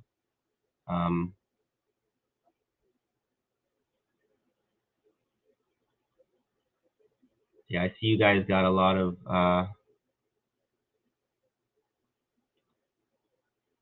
yeah, they don't really care about how this affects ordinary people. That's the problem. That's the problem with nationalism. You want to sit there and say that the support for the nation of this particular nation is important, but what typically happens when when people try to do that is they end up betraying the working classes or the peoples of these countries. Slowly but surely, over time, their nationalist ideology starts to erase the needs of the people, the actual problems that they're facing become acceptable prices, costs that need to be paid for the nation's survival. So, okay. What did I wanted to talk about France and Morocco because I need to really hammer in for the Sahel Alliance that you at least have to stop acting like you're so against France if you're going to then be friendly with Morocco, because France and Morocco are happy to prepare closer ties. From May 20th, 2026, from usnews.com, France, Morocco prepare treaty to foster ties. Moroccan and French foreign ministers said on Wednesday the two countries are preparing to sign a treaty to strengthen ties during an upcoming state visit by King Mohammed VI of France. The treaty will be the first Morocco signs with a European country, Moroccan Foreign Minister Nasser Bourita told reporters after talks with his French counterpart, Jean-Noël Barrot. The two ministers did not specify when the king's visit will take place. Relations between the two countries have improved since Paris recognized Rabat's sovereignty over the disputed Western Sahara territory in 2024. Excuse me. Moroccan-French partnership is living its best era at all levels. They've never had such closeness, and they're saying that to your face. Barita said, citing defense, industry, security, aeronautic cooperation. Barrot also said that this will be the first treaty of its kind with a non-European country, adding that the goal is to lay the basis for long-term relations between the two countries. Neither party specified what the treaty implies and its details, so this very well may be just a whole bunch of fucking nothing. They're just trying to act whatever, like they're closer than ever maybe for the public, because they don't want to disclose the details. It's fair to say that without details, we shouldn't necessarily take this too seriously. France backs the resumption of direct talks between parties involved in the Western Sahara conflict on the basis of autonomy under Moroccan sovereignty and in line with the most recent UN Security Council. This position led to worsening ties with Algeria, which hosts and backs the Polisario Front, an armed group seeking Western Sahara's independence. Morocco is France's top economic partner in Africa and a logistical and financial hub between France and part of the continent, Barrot said, adding that it was natural for the two countries to work together in Africa. In West Africa and the Sahel, where France has scaled back its presence, Morocco has expanded its influence, including through trade, fertilizers, banks, telecom, and construction companies. So basically, Moroccan influence is French influence. And I need to kind of point out, where is it here? The Ibrahim Traoré, he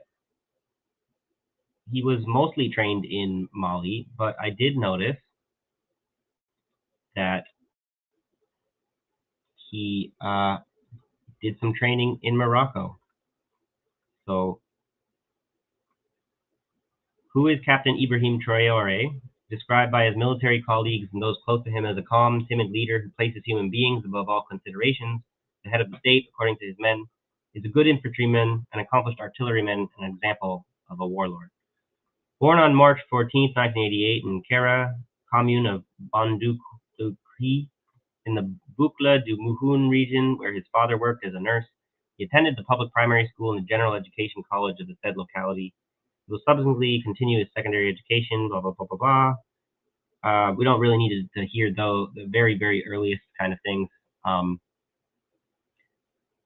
So with his first university diploma in hand, Traoré returned to the capital, Ouagadougou, for studies in chemistry, biology, biochemistry, and geology at Joseph Kizerbo University.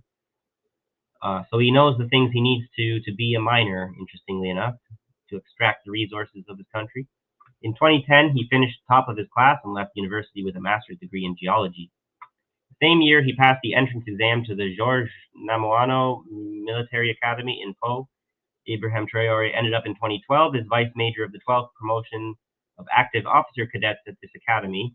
He will wear the rank of second lieutenant, blah, blah, blah. He was made commander of the anti-terrorist forces group. He then flew for a one-year artillery application course in Morocco, and on his return, he was made lieutenant. And then in 2017, he did return to Morocco for a 6-month advanced training course, still in the artillery specialty.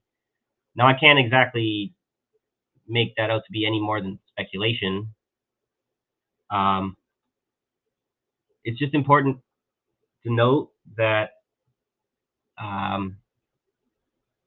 he supported the person, let me see if his name is in here. He supported another military commander who did the coup, and then he couped the person that he supported. So that's a little bit, how trustworthy is a person who stabs the back of their commander in the back, basically, right?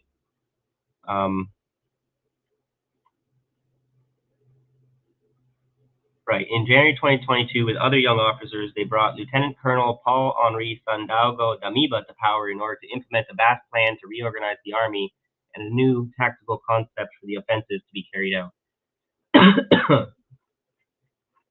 But then he quickly, after Damiba was not apparently doing the right things, they used the opportunity of the country being destabilized to seize power.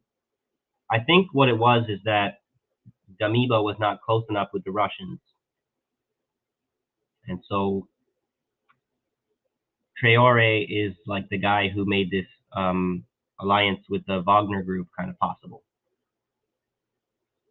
But I didn't want to be on that too much. I wanted to get to this here, because this would be a bit of a narrative flip. What we've been hearing a lot is the Tuaregs are like working with Al Qaeda and ISIS, and that basically makes them a proxy of the CIA and whatnot. I think we may be kind of not being critical enough. We do have to try and understand the conflict as it's seen by both parties involved in the conflict, as opposed to just looking at only the Mali government's perspective. This is actually from 2012, so I don't really know if this is too old to be a valuable source, but at the same time, one of the things that has to be noted with all of these issues is nothing has really changed for decades and decades in any of these conflicts. Like this stuff, it's sad to say, but the more that things change, the more they stay the same. So this is from the Islam Times. Western big business seek ethnic cleansing of Mali Tuareg, from December 12th, 2012. So the Islam Times says, Western corporations eyeing Mali's uranium and oil resources seek to ethnically cleanse the native Tuareg population, a political analyst said. In the background of this, Malian Prime Minister Sheikh Mobito Diarra, from fucking 2012, has resigned along with his government hours after he was arrested by the forces of the junta, which led a recent coup in the country. An interview with Moeen Raouf, a defense consultant, to further discuss the issue. Question, pretty tough times, I think, all around in parts of Africa, which you've been, okay, so he starts off talking about Susan Rice and the Obama administration, so we're going to skip that bit because it's not relevant at all right now.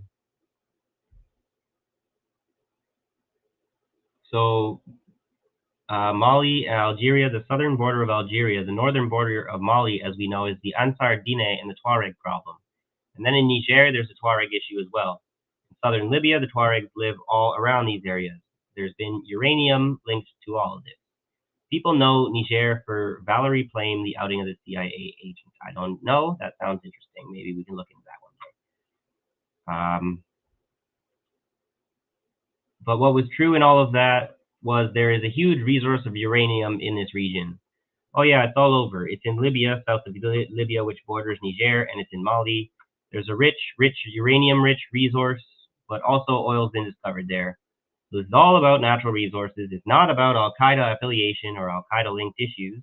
Those are excuses to go in and ethnically cleanse. So that's the claim. I'm not saying I agree with it or not. I just wanted to share it with you because I find it an interesting parallax view that maybe is helpful in determining what kind of propaganda, what kind of narrative may be more propaganda than fact coming from the Sahel Alliance. The Tuaregs unwittingly live in very resource-rich areas, but they migrate. They're nomads. They don't really stick in one place for too long. You know, they pack everything up on their camels and off they go. This is the country, Mali, with the first ever university, Timbuktu, all that famous history. So what is your take on what is exactly happening now in Mali? They want to clear areas. You see, the Tuaregs since the 60s have been demanding a share of the proceeds from the natural resources, uranium in this instance, but there's also oil being discovered. And what they're doing in Somalia and elsewhere, who's they? Well, shall we say the corporations, the big oil companies, the big mining companies, more than likely Canadian, British, Australian, and American mining companies. But they could be Russian mining companies too, because Russia is just as capitalist as the West right now. Okay, they're paying by proxy local groups to clear areas so these people don't make a claim on these natural resource-rich areas. Others, you know, you find a small village and all of them are multi-billionaires, which really doesn't make sense. It should be spread out in the country.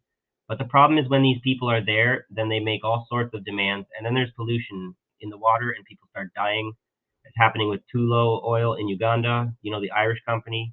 They've been dumping oil into the water, and this is the reason for the, aside from the familiar to some people on double standards, the multinational corporate involvement of exploiting mineral resources in Africa. What about Al-Qaeda, whatever Al-Qaeda is in that area? I mean, Al-Qaeda plus uranium in that region. The easiest way, if you want to go in like AFRICOM, the U.S. African Command, the easiest way to clear an area or to go in with, shall we say, NATO forces or United States forces, the best excuse is to say there's a terrorism problem and you're going in as advisors and you're helping other countries to clear out.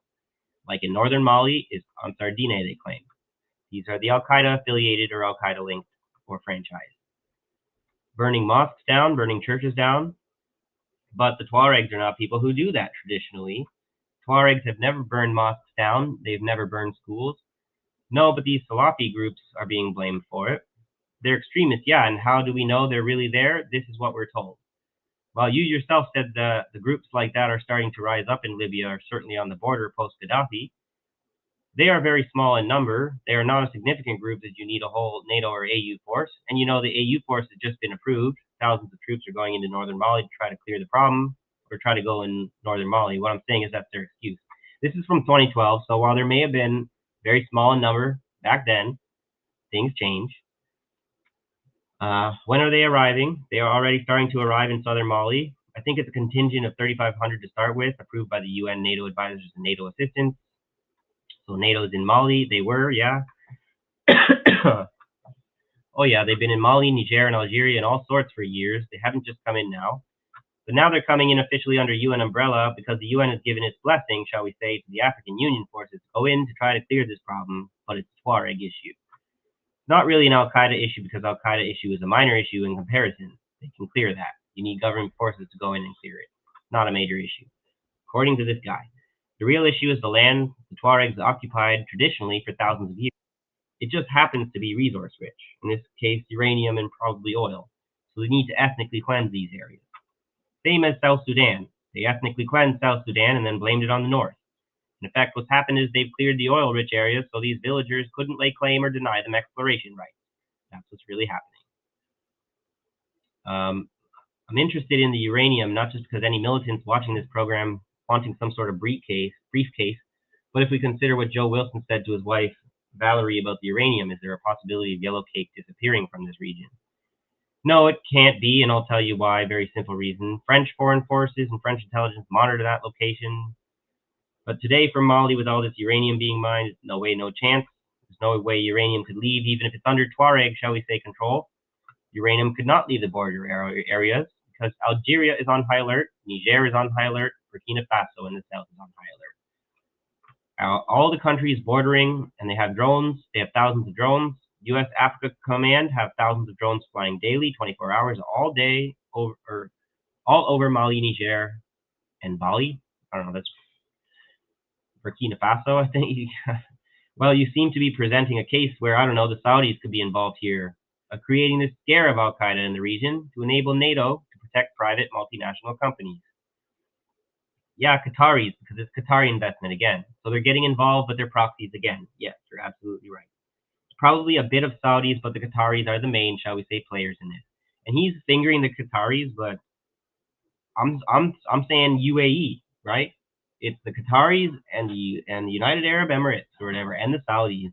Those are the ones who do this kind of shit. They create the ISIS, Al Qaeda scare mongering, and then the U.S. Provides the NATO response to it. I guess it's the left hand washing the right hand, or whatever you call it. Does that mean that the Tuaregs will just take it lying down? They will fight. The Tuaregs are not people who lay back. They're armed, but they will fight, but they will be murdered. I believe they will be ethnically cleansed from the oil-rich areas. So I'm not saying I'm a big supporter of the Tuaregs. What I looked into, at least one thing I know for sure that I am extremely against, with some of the Tuareg tribes are still to this day like to practice endogamy, where they only marry within their community, and they heavily emphasize, like, it's preferred that they marry a first cousin, that their children marry their cousins. which is very much not good. There's a lot of these societies that practice endogamy. Just because they're an indigenous group doesn't mean that we would necessarily support everything about them. But I just think that we're doing the same thing over and over again. We're making all the same mistakes until we learn the lesson. You can't have the colonizers come in and draw these borders, and then you think that you're just going to impose a peaceful solution on colonial borders and not actually give the Tuaregs their own autonomy at the very least. It's like you're not going to give the Sahrawi people their own autonomy. What do you expect is going to happen? You're creating the conditions for people to need to have a national liberation struggle. It's similar to the problem with the Kurds. You can't keep acting like all the other groups in the region deserve to have their needs addressed, but this particular group has to just take what they don't get and like it and learn to live with it. So if you're going to be anti-colonial,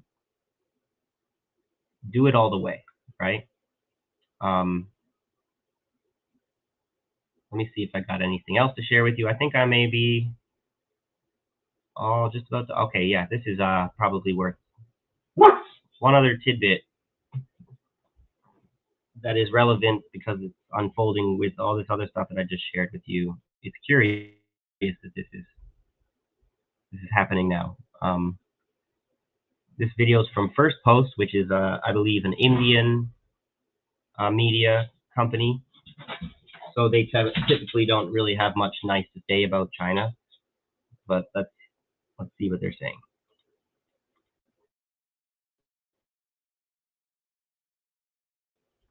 Forced Beijing to the negotiating table, rewriting the rules of resource control in the Sahel. For months, the two nations were locked in a bitter standoff over pipelines, labor rights, and resource sovereignty. But on Monday, Niger's military government signed a series of new agreements with Chinese energy companies in Niamey. The deals were finalized in the presence of senior Nigerian and Chinese officials. Under the new agreements, the China National Petroleum Corporation, or the CNPC, will inject a massive $1 billion into two stalled oil infrastructure projects. The projects are expected to raise Niger's oil output from around 110,000 barrels per day to nearly 145,000 barrels daily by the year 2029. Niger also secured a 45% stake in the West African Oil Pipeline Company, the CNPC subsidiary operating the export. Okay, so the country that owns the resources owns less than 50% of the stake in the pipeline. Doesn't seem correct to me. As much as they've actually gained a concession out of China for this, what does that mean? That they were going to have less than 45%? You can't impose these deals on these nations. You are just doing extractivism when you think you have the right to claim the majority of the profits from another nation's resources. That's plain and simple anti-colonialism, anti-imperialism, right? Or, I guess I'm thinking too much common sense, or somebody has to stop me, you know? Line to Benin. Pipeline transport fees were also reportedly cut from $27 to $15 per barrel. That reduction alone could save Niger more than $100 million every year. The government has also demanded more local hiring. Under the new agreement, around 450 jobs could be created for Nigerians by the year 2030. While Chinese firms have operated in Niger's oil sector since 2011, tensions reached a boiling point last year, and that was when Niamey ordered several Chinese executives linked to CNPC to leave the country. Authorities accused Chinese firms of failing to respect national labor regulations and treating local workers like second-class citizens. But this isn't about labor disputes. It reveals how the Sahel's post-coup governments are not afraid to take on global powers, and the regime of Ramane Ticiani has shifted aggressively. Have a good night, Jack. I'm off to bed here shortly too. Well, not quite off to bed, but I'm getting off the stream here. I'm just gonna finish up with this video, and then we can all say good night. But yeah, feel free to head for the exits if any of you are ready already. So here we go. Toward resource nationalism. Now, first, it targeted Western influence. French troops were expelled. Security ties with Washington collapsed, and US troops withdrew from the Agadez airbase. Then, Western mining contracts came under scrutiny. And now, the same pressure is being applied to China. But despite the disputes and diplomatic friction, Beijing never walked away, because Niger has become too important for China. The center of China's Sahelian infrastructure investment is a nearly 2,000-kilometer-long Niger-Benin export pipeline, the longest of its kind on the African continent. It runs from the Agadem fields deep in Niger's eastern desert to the Atlantic coast of Benin. The $7 billion infrastructure project that single-handedly transformed Niger from a minor domestic producer into a global oil exporter. This pipeline is quite literally a lifeline for Niger's survival. Oil revenues are projected to account for a staggering 25% of Niger's GDP. That money helps Niger fund state operations, bypass Western sanctions, and allows the military government to buy weapons from Russia. For China, the deal shows how Beijing is adapting to Africa's new military regimes. Instead of direct confrontation, China appears to have chosen compromise to fulfill their economic objectives. For Niger's military government, the agreement delivers something just as important: political leverage. It sends a message that foreign investment is still welcome in Niger, but only under terms set by Niamey. The bigger story is not whether China won or lost this negotiation. It is that Sahel's new military governments are proving they can successfully extract major concessions from global superpowers. All right. So that's it for me today, you guys. I hope that that was some valuable information or analysis, I guess you might call it, whatever, for me. I know it can be a little bit, what do you call it? I can be a dissenting view compared to some of the other socialists on the independent media, and I don't really want to be like picking fights with other podcasters, about not like they even acknowledge my existence, kind of thing, you know what I mean? But I'm not trying to be coattail riding or like in competition with my fellow socialists in the independent media. I'm trying to make sure that we're on the right side of history. And I'm seeing with I guess it's the ACP guys in particular. They're the ones that are kind of leading this multipolar support for Russia and China. That's what real communists are doing. That's what Western communists need to do to fix the mistakes we've been making over these past decades. And what I'm seeing is that they are allying themselves with they're forming what we could call red-brown alliances, and then they're going to try to discredit us if we try and point that out. So hopefully I'm wrong, and then if I'm wrong, whatever, stop listening to me, or go ahead. But I think over time, the trajectories they're placing themselves on, these nations, they aren't really able to kind of pivot away from this kind of a policy commitment. So I think over time, China is only become more and more committed. Eventually, they're either going to have to stop pretending to be neutral and overtly come out and support Morocco and whatnot, or they're going to have to stop it with this bullshit. They're going to have to betray Morocco, the promises that they're making. I don't know if they can even afford to do that kind of shit. But anyways, let's keep paying attention to all of this, because now things are really starting to get interesting. I think we can say that. And I think we can all agree on that. Saying it's good to have your own views and opinions. I appreciate you sharing them. Thank you, Sean. Now, I don't want to keep you guys too much longer, so just remember, if we treat life like it's a game or a race, the war will be endless, or the end will be near. Thanks, guys. Have a good night. Peace. Oh, wait. One more thing before I go. The fundraiser for Yonina.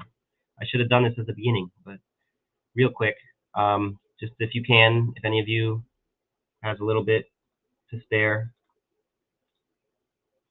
please donate to our friend. Help Yonina and Empress move safely to Chicago. Her mother's passed away, and she really needs help to get to Chicago because she doesn't feel very safe. I forget exactly where she is now, but she doesn't feel very safe in her community anymore, with no supports other than the obviously inadequate disability. So please help her. If you can't donate, please share her GoFundMe. There it is. So thank you very much, you guys. Okay. Have a good night. Have a good weekend. We'll see you guys on Tuesday, hopefully.